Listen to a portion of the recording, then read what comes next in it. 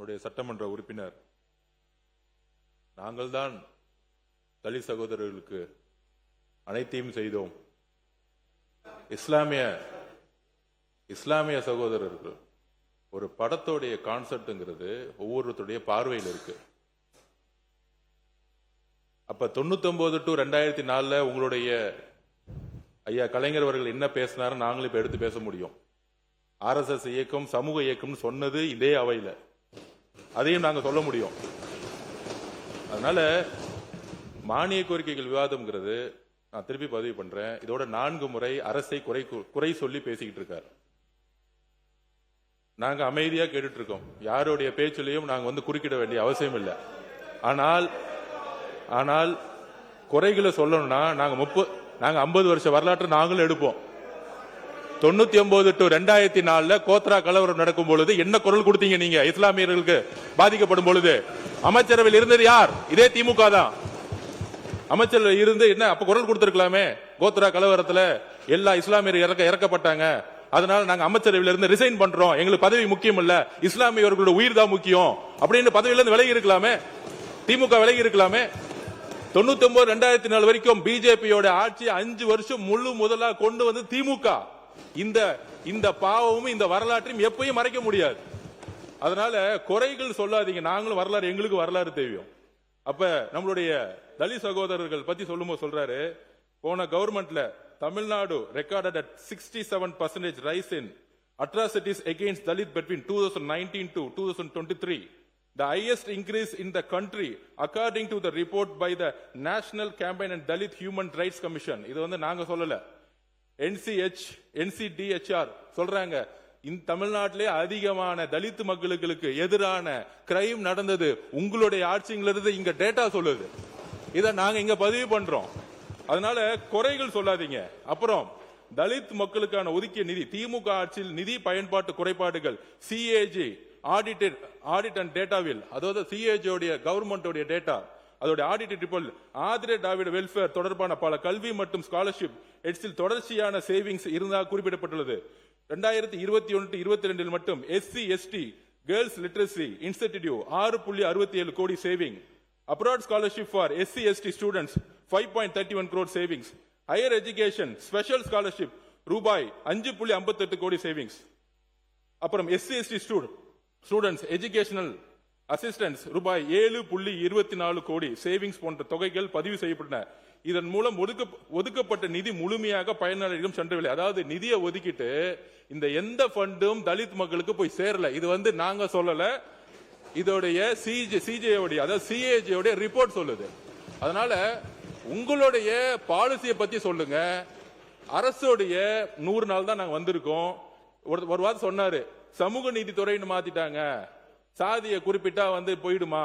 இந்த அரசு சாதிங்கிற வார்த்தையை ஒழிக்கணும் நாங்க நினைக்கிறோம். அதனாலதான் பெயரை மாத்தணும், வேற எதுவும் கிடையாது.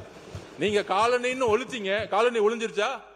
25% 28% இந்த 75 வருஷத்துல இன்னும் விழுப்புரத்திலும் கள்ளக்குறிச்சியிலும் தமிழகம் முழுவதும் இன்னைக்கு காலனில தலித் மக்கள் அதே குடிசையில தான் இருக்கிறாங்க. தேர்தல் பிரச்சாரம் பண்ணும்போது சாதாரண குடிசையில, அந்த இடத்துல தண்ணி இல்ல, ரோடு இல்ல, மெடிக்கல் இல்ல, அங்க இருக்கக்கூடிய பெண்கள் ஹையர் எஜுகேஷன் போல. இப்ப சர்வே எடுத்து சொல்ல முடியும், அதிகமான பெண் கல்வியில முக்கியத்துவம் கொடுத்திருக்கோம். ஆனால் தலித் பெண்களுக்கான முக்கியத்துவம் கடந்த 75 வருஷத்துல கொடுக்கப்படலை. இந்த டேட்டா தான் உண்மை. நீங்க இப்பயும் சொல்றோம், வாங்க நீங்க காலனிங்கிற பேரை மாத்திட்டோம். நான் பேசி முடிச்சிரு, அதுக்கப்புறம் நீங்க என்ன வேணா பதில் சொல்லுங்க. ஜனநாயகபூர்வம் அருவன் பண்ணுவோம். அவர் குறை சொன்னார்ல, பேசி முடிப்போம். உங்களுடைய ஆட்சியில தலித் மக்களுக்கு இந்த சவுண்ட் எல்லாம் விட வேண்டாம். நீங்க பேசுங்க எல்லாரும். நாங்க இல்ல அப்படி வேண்டாங்க, நீங்க கருத்தை மட்டும் சொல்லுங்க. கருத்தை மட்டும் சொல்லுங்க. இல்ல கருத்தை மட்டும் சொல்லுங்க. மாண்புமிகு உறுப்பினர்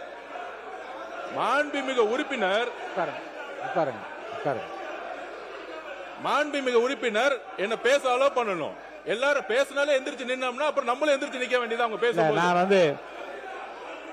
நான் இல்ல அவர் பேசி முடிந்ததும் இல்லங்க அவர் இல்ல நீங்க இல்லங்க இல்ல அவர் என்ன சொல்லுங்க, நீங்க பதில் சொல்லுங்க. நான் கேக்குறோம், அனுமதி தரேன். நாங்க பேசி முடிச்சு என்ன வேணா பேசுங்க, நாங்க கேக்குறோம். உட்காருங்க. நான் பேசி முடிச்சோட நீங்க என்ன வேணா பேசுங்க, நாங்க முடிக்கல. இருங்க, என்ன பார்த்து பேசுங்க. பின்னாடி எல்லாரும் உட்கார சொல்லுங்க. என்ன பார்த்து பேசுங்க பாருங்க. நான் சொல்றேன், இருங்க 75 ஆண்டு காலமாக இப்படிப்பட்ட குடியிருப்பில் இருக்கக்கூடிய பெண்களுக்கு இன்னும் அடிப்படை வசதிகள் இல்லைன்னா ஒரு கருத்து சொல்ல இருக்குன்னு நீங்க சொல்ற கருத்தை அவர் பேசி முடிச்ச பிறகு சொல்லுங்க. பேசி எங்க முடிச்ச என்ன இருக்கு உங்க கருத்துக்களை பதிவு பண்றது அனுமதி தரேன். நான் நீங்க எந்த பேசி கட்சி முடிங்க. பேரையும் நீங்க கருத்து முடிங்க நீங்க. மாண்புமிகு உடனே தரேன் உங்களுக்கு. மாண்புமிகு துணைத் தலைவர்கள் உட்காருங்க. அவர் சொல்லி முடிச்ச உடனே பதில் தரங்க சொல்லுங்க. உங்களுக்கு. நீங்க சொல்லுங்க. நான் ஆதாரபூர்வமா தான் பேசிட்டு இருக்கேன். சொல்லுங்க. மாண்புமிகு சட்டமன்ற உறுப்பினர் 7 நிமிஷம் பேசிட்டு இருந்தாரு. நாங்களும் இப்ப எதுவும் சவுண்ட் போட இல்ல வேண்டாம். அப்படி சொல்லக்கூடாது. நீங்க விடுங்க. நீங்க கருத்தை மட்டும் பேசுங்க. நீங்க இல்லங்க. இல்ல நாங்கள் இல்லங்க. உட்காருங்க. இல்ல மாண்பு பொதுப்பணித்துறை அமைச்சர் அவர்கள் நீங்க உங்க கருத்துக்கள் சொல்லிக்கொண்டே வந்து கருத்தை சொல்லி முடிங்க. நீங்க இல்ல நான் பேசும்போது ஏன் சவுண்ட் இல்ல கொடுக்குறீங்க? அது வேண்டாம். நீங்க விடுங்க. நீங்க என்ன பார்த்து சொல்லுங்க. நீங்க பதில் நீங்க பேசுங்க. தொடர்ந்து பேசுங்க. நீங்க பேசுங்க. நாங்க யாரையும் மிரட்டல.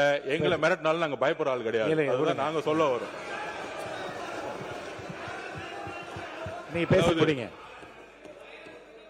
எதிர்க்கட்சிகள் நீங்க பேசி முடிங்க. மாண்புமிகு பேரவைத் தலைவர்களே, எதிர்க்கட்சிகள் சொல்லக்கூடிய குற்றச்சாட்டுகள் நாங்கள் பதில் சொல்லக்கூடிய இடத்துல சொல்லுங்க. அவங்களுடைய கோரிக்கைகள், திட்டங்கள், பாலிசி பத்தி பேசினா அதுக்கு நாங்க எந்திரிச்சு பதில் சொல்லவும் செய்யறோம். அப்ப குற்றச்சாட்டு சொல்றாங்க. ஒரு 100 நாள் இருக்கக்கூடிய கவர்மெண்ட் பார்த்து சொல்றாங்க, சமூக நீதி துறைன்னு பேர் வச்சிருக்காங்க. சாதிங்கிற பேரை எடுத்துட்டா உங்களுக்கு இந்த அரசு மாறிடுமா? பேரளவுக்கு வச்சிருக்காங்க.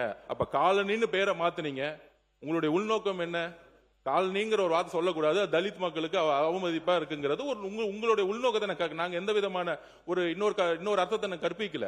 ஆனால் அந்த காலனின்னு பேர் மாத்தினால தலித் சகோதரர் இருக்கக்கூடிய ஏன் சென்னையிலே 40% ஸ்லம்ஸ் தான் இருக்கு. சென்னையில இருக்கு. நான் கூட்டிட்டு போவேன். நான் நார்த் மெட்ராஸ் ஃபுல்லா 60% ஸ்லம்ஸ் இருக்கு. தமிழ்நாடுல நார்த். இதுல என்ன தவறான தகவல்? யார் சொன்னா? இல்ல நான் பேசி முடிச்சிடுறேன். அதுக்கப்புறம் நீங்க பேசுங்க. நான் பேசி முடிக்கல. சுருக்கமா முடிங்க. அதாவது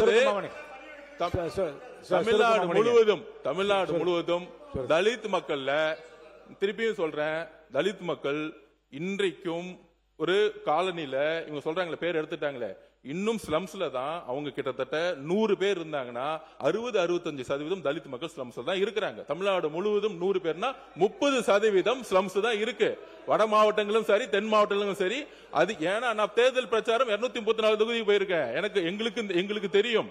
அதனால இந்த ஒளிமறைவு இல்லாம தலித் மக்கள் பெரிய பெரிய ஒரு நல்ல வாழ்க்கையை வாழ்றாங்க. அவங்க பொருளாதார சுதந்திரம் அடைஞ்சிட்டாங்க. நாங்கள் சொல்றோம், வரலாற்றுல முதலில் 6 அமைச்சர் சொன்னாங்க. 8 அமைச்சர்களுக்கான அதிகாரத்தை கொடுத்திருக்கோம்.